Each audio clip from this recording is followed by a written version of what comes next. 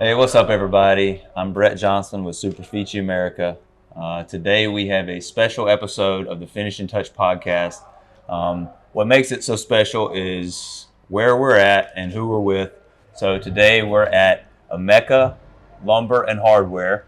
We have the man, Jose Graibe, with us, and we also have our very own Matty Lowe. So it's going to be a fun one today. So let's get into it. Welcome to the Finishing Touch podcast from Superfici America. I'm your host, Bret Johnson. Each episode, I sit down with experts in the automated finishing industry to talk coatings, try schedules, emerging trends, and practical tips. Whether you're an industry pro or just getting started as a new operator, this podcast has something for you. We're here to share insights, answer questions, and help you stay ahead in the world of automated finishing. Let's get into it. All right, Jose, thanks for having us in here today, man. This is gonna be awesome. Start telling us a little bit about you, about your business, and about the markets that you guys serve here at IMECA.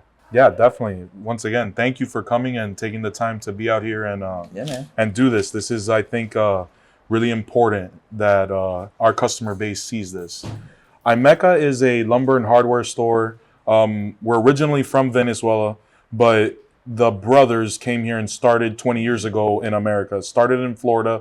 We now reach out to Georgia, North Carolina, and Texas. Oh, and actually in your backyard too, in North Carolina. Yeah. So I don't know Charlotte. if I said that already, but basically we're trying to be your one-stop shop for anything cabinetry, millwork, and that includes paint and hardware. So that's what we try to do. Yeah, man. Yeah, we're in the heart of it right here. I feel right at home in the tent room. We got the mixing rack behind us and the shaker over there. So, this is where I started, and this is where I feel at home. So, how did you first hear about Superfici? So it was tough because what I think a distributor's job is to a customer is to eliminate the limiting factors that customers might have. And what I mean by that specifically is I need to try to be the connoisseur of, if I'm painting, how do I help my customer?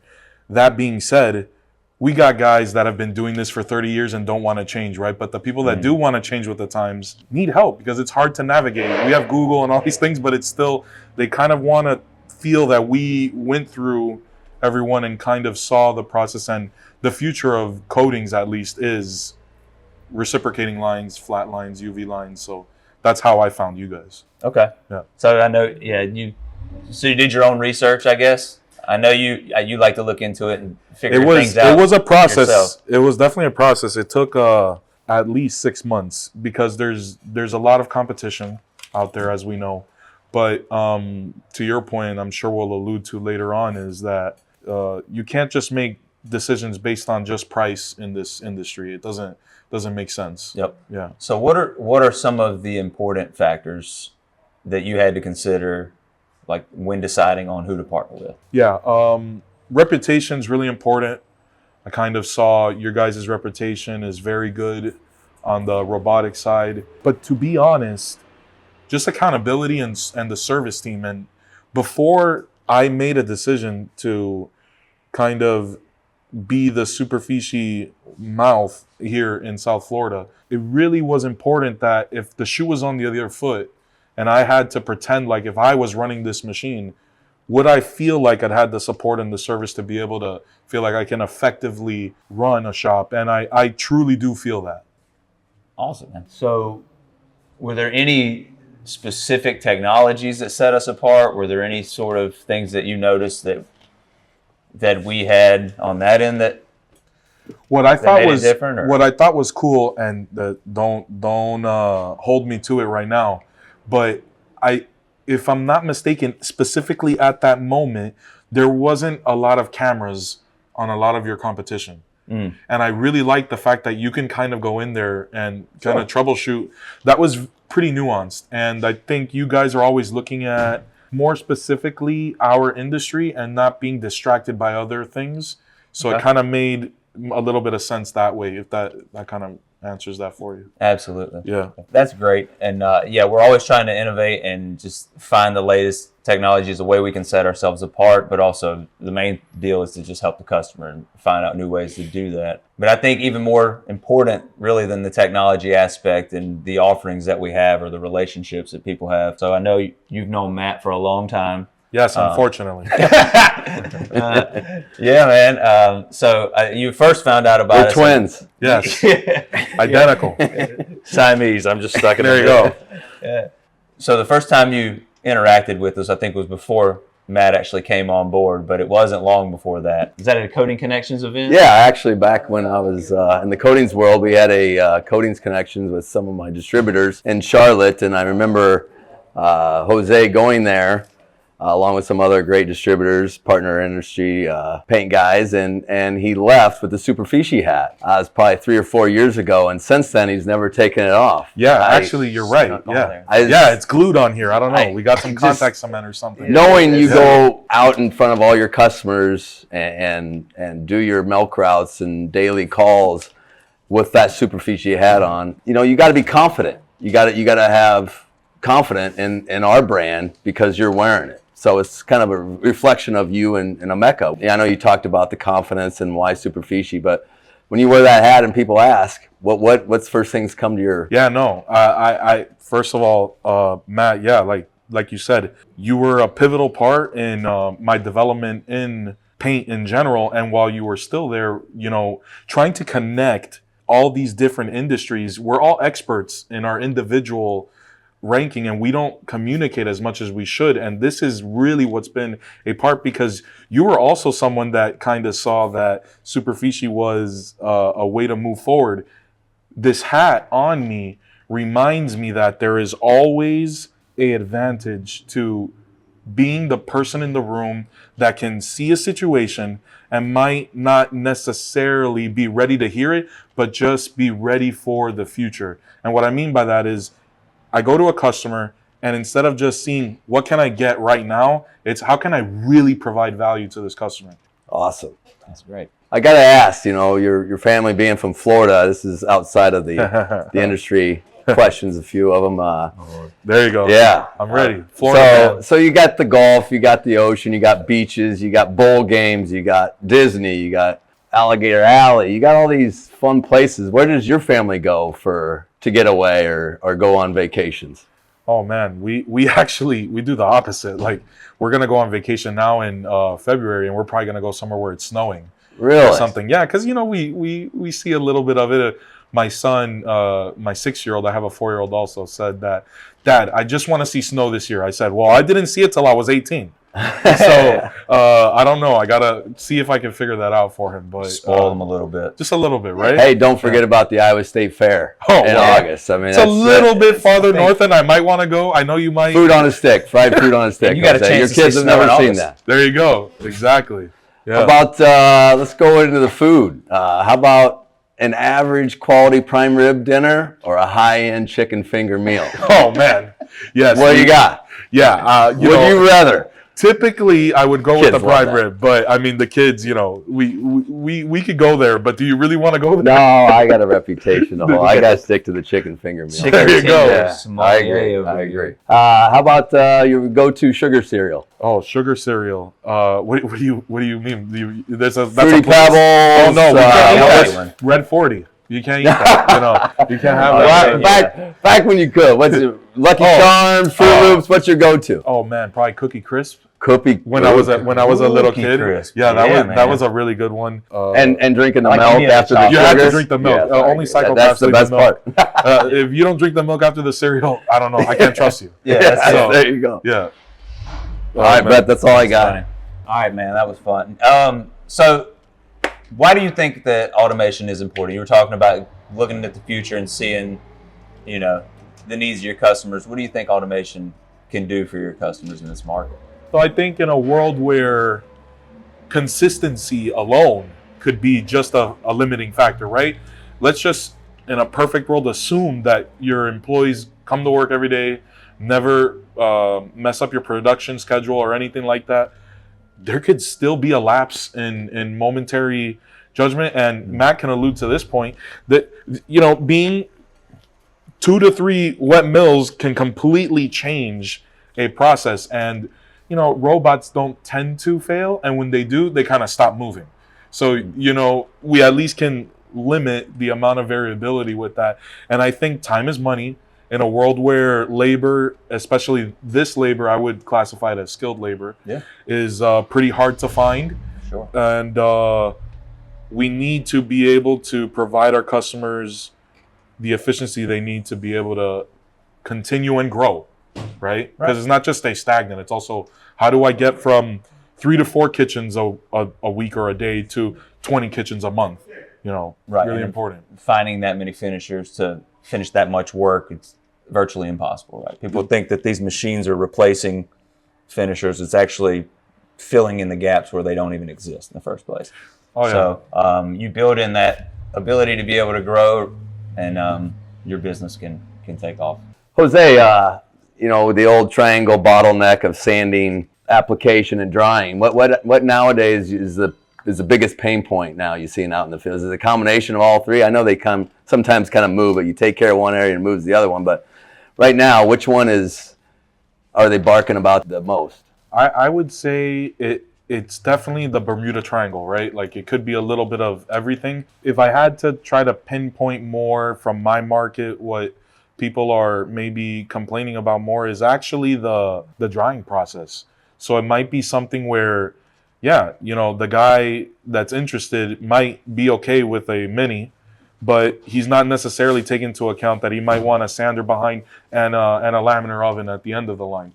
So you're kind of in a tough area with the humidity down here, right? With water base, and I mean, you think of hot, but you also, there's a lot of water. It needs that air circulation, right? So and that's also another thing. Superfici, especially with bringing you on board, is understanding coatings more. And in a world where the verticals don't really intercommunicate, it's almost becoming extremely easy to introduce this to new people. And people are definitely on the cusp of, if you're painting even 3 to 4 kitchens a month, they're looking at this as a value proposition.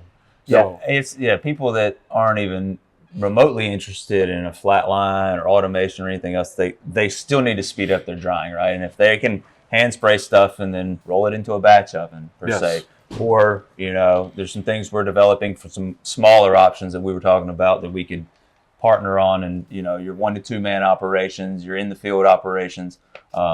So there's a lot of things that forced drying can help with, even for the guys that aren't even planning on automating the application portion of it. How's your tinting going here? I remember back in the day when this thing was developed. Is doing a lot more custom colors? Yeah, so first year was kind of like the R&D year, right? Like I had to build this all myself. IMECA is that type of company. We don't just like plop it in here and see if it works. We got to make sure it works. We've grown, I believe the first year was 75%. And then this year we're at like a 35%. The colors is a pivotal role it's a bottleneck in our industry. And we currently right now are able to service our 35 stores because of our truck network through here. And when customer kind of trying to bring it back to the Superfici side, is being able to do that smaller batch oven like Brent just alluded to is really important, because it could be the conduit that allows someone to say, oh wait, I wasn't really ready for the reciprocating line. Now this all makes more sense. I'm cooking with grease now. Let's actually get it done. Well, then when you fix one of those areas of the triangle he was talking about, then you shines a light on the other two, and then it makes it more urgent to be able to fix those two. So then you may need to be able to paint more. If you can dry it fast, then maybe you need to paint it faster too. So for sure. And it's a good problem to have. You get a lot of people asking about testing, testing on flat lines, and are you seeing more of that? Oh yeah. I mean, listen, this is definitely not a transactional sale, right? This is a consultative product with a pretty long sales process. And when that happens, especially on the distributor side, you want to make sure you're dealing with people that actually, can deal with that stress and understand that sales process. You all guys obviously live it and breathe it every day. This is just we got the best test lab manager. There you go. Well, I can definitely say, before I made a decision, I went to different labs and saw different things, and I kind of I'm not gonna pat He's Brett on tearing the back up. again, Brett's tearing up. but Brett definitely He's earning that pizza. Brett definitely kind of made you feel like, and I'm really trying to choose my words carefully, not because of my ADD, but because it's more because like I just want you guys to understand specifically. A lot of people walk in and want to pretend like they know. Yeah. And Brett, I'll never forget, was kind of like, well, you know, it actually means this, and I'm like, I'm glad he said that because it cleared up something in my head. Yeah. It's just more family. It just feels a lot better. Yeah. So Well, you are family, man. That's how we consider you. So Awesome. but thanks for saying that. I appreciate it, man. Yeah. It means a lot. Yeah. So after the lab, after the installation and all that, I think what really can set us apart is our service. We've been doing a lot to try to, and you know a lot about it too. You know, to streamline the process, to use AI to help with our service, to do these, service tickets and these knowledge articles and things that are honestly Understand way the above my head. urgency if something breaks down. Yeah, there's Yep. there's levels to it, and you know, something I also saw is there's a very large key customer here, and we're not going to get into specifics, but they actually had a competitor's machine, and then when they expanded, they went to you guys, and it was really interesting hearing this guy because everyone that I compete against on a day-to-day basis is trying to get into that shop. Right. And it was really interesting to see they chose you. And when I actually asked him what, because people have different reasons, he said, because every time I've picked up the phone for service, they've picked up and they've helped me immediately. Nice. So there is something Very to cool. be said about that, for Yeah. sure. Yeah. Absolutely. That's awesome. Great job, Jake. You mentioned that a bottleneck for you guys, and I know it from my career, is color matching and tinting custom colors in the paint distribution world. So tell us a little bit about you guys' process, how long you've been doing the color matching, and How many more Tinting locations yourself. now, Jose? You got We typically try to open 3 to 4 a year. Wow. doing colors as well, or Right, so the colors is actually going to be, right now it's just in Doral, but we're able to facilitate the 37 stores we have. The plan for 2027 is to have 5 strategic locations tinting and then kind of branch out into that. Another thing on the bottleneck that I kind of wanted to piggyback on is that when we brought in Superfici kind of as a partner that we push, we look at that in every aspect, and that's why we did that with paint when we brought on Sherwin-Williams. We brought IMECA for abrasives. We have StarTex chemicals now, and really the sky's the limit. If you have a problem and IMECA has a foothold in the industry, we could solve it probably. So Jose, what in your world, what differentiates you guys from your competition? yeah, that's definitely a good question, Matt. I will say, with having prior experience in our competition, a big thing that we have is we capture kind of like the walk-in customer business. That's 100% fact. Even though our customers on a regular basis are the contractors that walk in here, but because of the sheer amount of brick and mortar we have, it's just a lot more accessible. So we get kind of the guys that maybe don't know what a Richelieu or a Worth is, and we kind of give them that time to educate them on the brands that we have and everything that we do, and that in turn reciprocates to a lifelong customer. Yeah. And we've seen that as kind of being a big part of our success. One-stop shop, right? Yeah, 2,000 transactions a day kind of makes you realize what the customer wants. well, they know they can come here and they can get it and get what they need. Right. Come back. Efficiently, effectively, and another thing we try to pride ourselves on is that our inside sales guys are not just, I can't even tell you how many leads I've gotten from guys just in the store, because they're not just an order taker. They're trying to be able to be a dynamic part of the customer's experience. That's great. So, yeah. Hey, Matt, I actually have a question for you now. Shoot. Yeah. A lot of my customers have this incorrect assumption that this is some type of very expensive, unattainable machine that, I don't know. There's just a lot of worry about the finances in between. What do you guys do to make yourselves a little bit more dynamic in that aspect? That's a very good question, Jose, because say a decade ago, it was only the big boys asking about flat lines, the $1 million, $2 million lines, $3 million.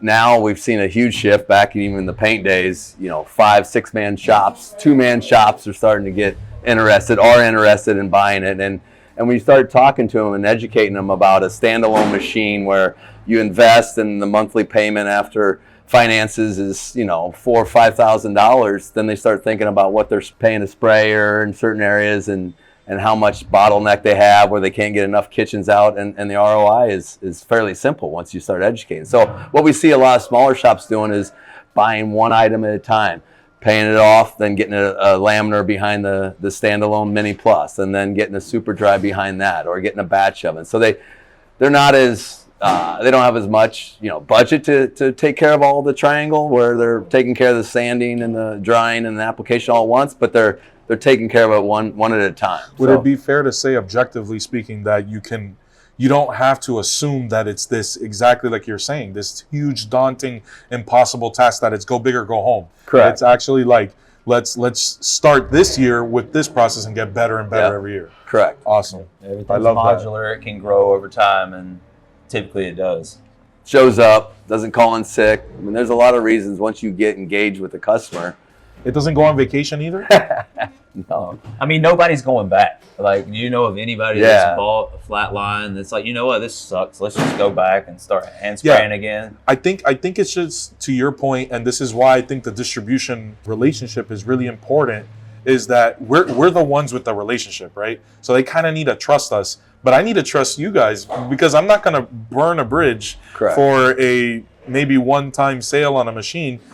But I don't feel like that. I know that you guys on your end are definitely going to take care of them. Yes. Thanks for doing this, Jose, man. It's so much fun. If you're in South Florida, come check out Jose. Come check out IMECA. Heck, if you're anywhere, apparently. You got so many locations. You'll see the trucks. You'll see the yellow and red trucks. Yeah, you'll see the yellow building. So that'll definitely catch your eye. But he's got all kinds of stuff. He's got coatings. He's got hardware. He's got lumber. What else do you have?